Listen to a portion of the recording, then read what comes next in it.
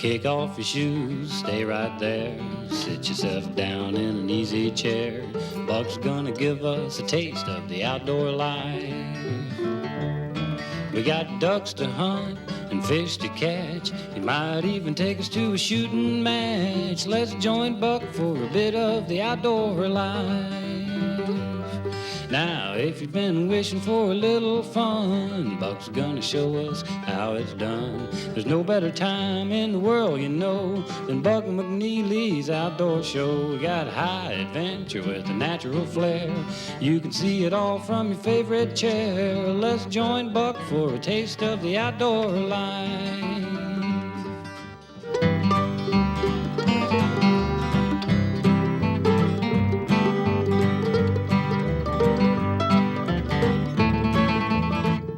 Hello, I'm Buck McNeely. Welcome to The Outdoorsman. On this adventure, we're on safari in Mozambique, Africa, for the massive hippopotamus in the Zambezi River. Stay tuned. Our adventure begins right after this.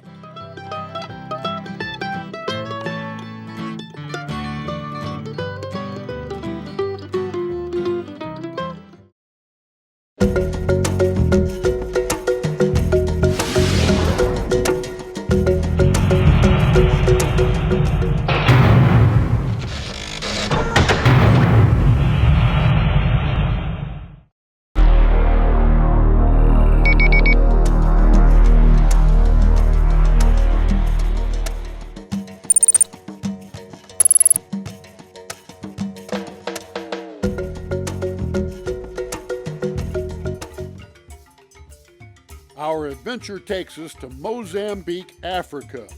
Located on the southeast portion of the continent, the country's landmass is slightly smaller than California at 309,000 square miles. Mozambique was a Portuguese colony from 1500 to 1975 when it gained its independence. To this day, Portuguese is the official language of Mozambique. We flew into the port city of Beira, which is the second largest city and the primary shipping port for the nation. There's over 500,000 residents in Beira and over 24 million people in the entire country. We were here to visit Mozambique safaris and hunt their various camps located in multiple locations. The owner and professional hunter, Grant Taylor, gave us the rundown. I'd like you to meet Grant Taylor. He's the professional hunter and owner of Mozambique Safaris in Mozambique. Great to see you today, Grant. Nice to meet you too, Buck. Tell me a little bit about your operation. How long have you been in business? We started our operation in 2005 and we've been steadily growing ever since. Mozambique is where you hunt. Tell me a little bit about Mozambique and the hunting available here in this country.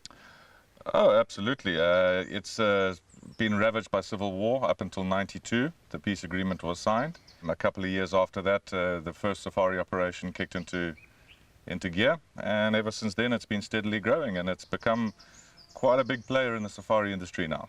Grant, one of the species I'm really looking forward to hunting is the hippopotamus. How do you hunt the hippo? Buck, we have on the Zambezi River very high volumes of hippo. You see a couple of hundred on a daily basis if you cover enough distance. So we'll use the speedboat, we'll move up and down the river. We want to try and locate an old bachelor bull that's been kicked out of the breeding groups just to lessen the stress on the breeding groups. And there are plenty of these lone bachelor bulls, and they're generally the biggest trophies out there. During the day, they're always in the water, right? Yeah, absolutely. They feed almost exclusively at night in this particular area. And that's when the hippo encounters the natives, and sometimes to the natives' bad luck when he encounters a hippo on the land at night. Absolutely. Along with the crocodile, the hippo accounts for a huge amount of fatalities in Mozambique. A lot of it is local fishermen. When a bull's been kicked out of the herd, he's licking his wounds, he's feeling a bit sorry for himself, and the fisherman comes drifting down in his Makoro or dugout canoe, bumps into him and obviously chomps the boat, and more often than not the guy ends up drowning. Big hippo can do a lot of damage to a guy in a dugout canoe, huh? Oh, absolutely. If we get a bull and we're lucky enough to, you'll see the tusks that he has on him and the damage that they can do. All right, so what kind of kill shot are we looking for? Very similar to the crocodile, we want to be able to turn his lights out immediately, so either a frontal or a side brain shot. Because the shot will be taken in water, he will go down, he will sink to the bottom of the river, and then we wait generally 30 minutes, and it can be up to 2-3 hours at times before he floats again. And then we'll pull him to shore as soon as he floats. Well, isn't that when the real work begins? Yeah, it's a hell of a job. As soon as he floats, then you've got to try and tow him to land, and then barrel roll him into position for photographs and everything else. So it's... And you literally process him and cut the meat off and everything right there where you get him onto the sandbar. Absolutely. You're right there as soon as you can. You want to get him cut up and then use the boats to start ferrying the meat back to the local villages and for camp and whatever else it needs to be done. Well, I've never hunted the hippo before. I've seen him in the water, and I've always been fascinated by the animal, so I'm looking forward to this hunt as well. Absolutely. It's going to be great. Thank you, Grant. Pleasure, Buck.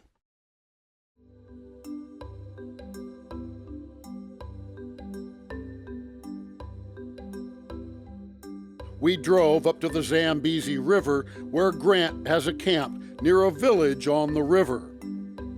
The villagers are the recipients of most of the meat from the animals hunted in this concession.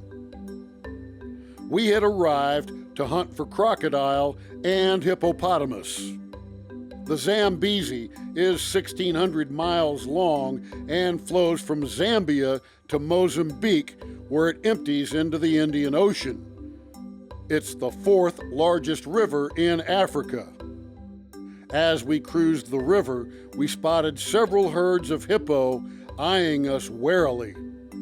We were looking for an old bull to hunt. The plan was to shoot from the front of the boat. We spotted a lone bull hanging near a snag, and as we moved in, he moved away. All right, what I'm going to do is I'm going to get up in the nose of the boat, try and eyeball him through the scope and see if he presents a shot.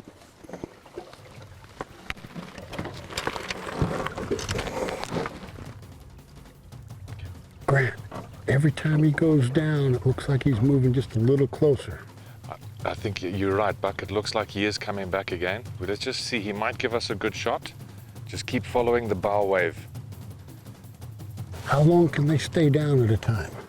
Around about 5 minutes. That's impressive. He's not staying down that long. He's coming up. He's a little bit inquisitive because we've obviously, as you said, taken a spot here. He's going to turn and give me the frontal. Okay. Rolling. Rolling. Wait. Whoa, did you see that? I think we got him mad now. That's a serious show of dominance, just to say, hey, you guys, move away from my spot here. Yeah, we got a spot. I think he's going to come challenge us. He's going to get in a lot closer here. Let's see how close he gets. That head's looking big in the scope now, Grant. I think I can take a shot. Okay, try to do the frontal shot. If you can get the shot, when you're ready, you can take the shot there. Yeah, he's moving.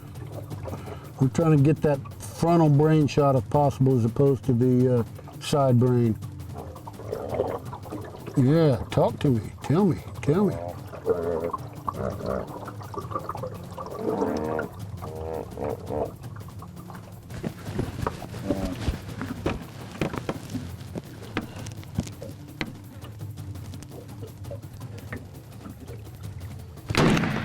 Good shot.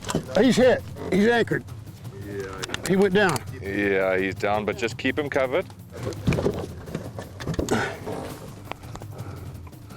There's his feet. Grant. He rolled on me. Yeah, just wait for the skull. We don't want to shoot into the body. Wait for his head. If his head comes up, then put a bullet in.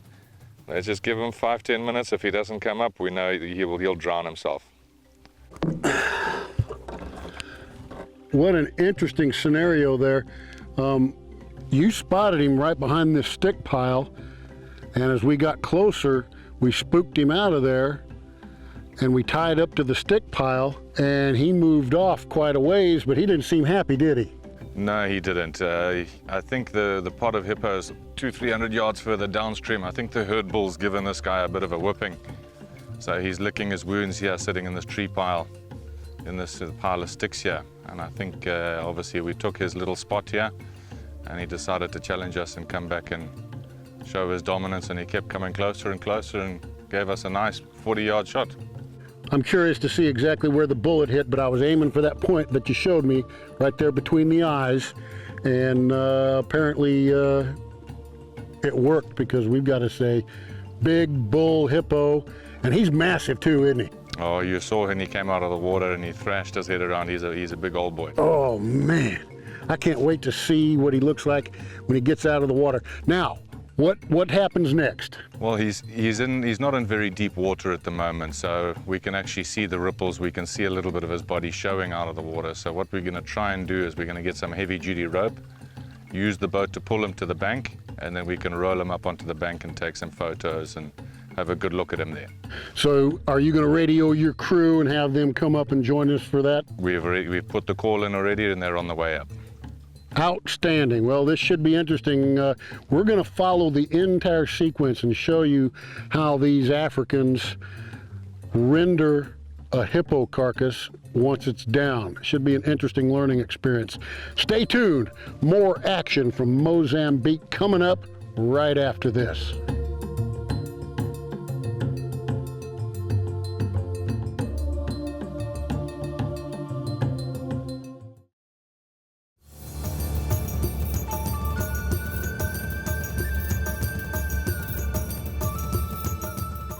Once we ascertained the bull was done, Grant called in his crew. Here's where the work began. They towed the bull toward shore.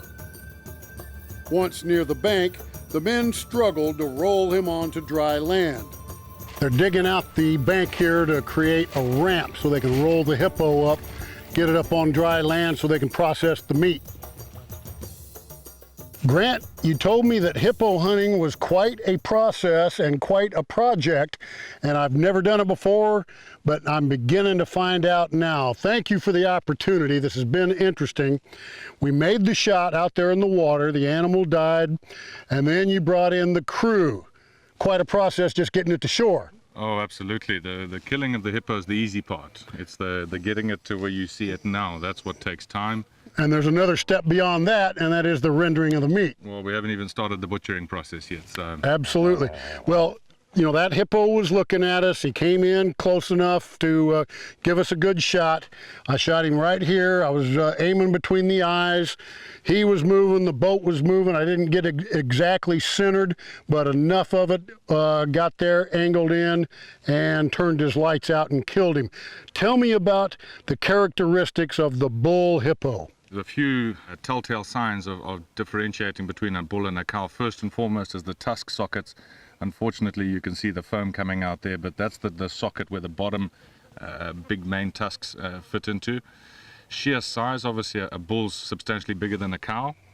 The bulls have the big goggly eyes, whereas the cows don't.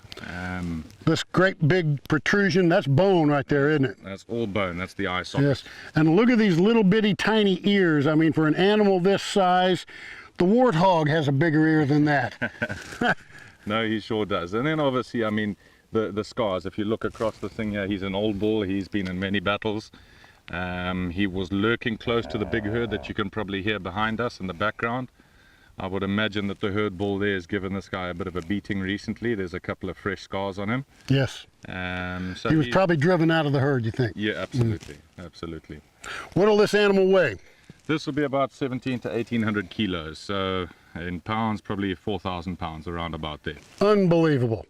They look fat. They don't look like they're very mobile. I assure you, underneath here, there is very little fat. They run fast on land when they want to, and they can literally swim like fish in the water. Absolutely. No, they're a lot more agile than people give them credit.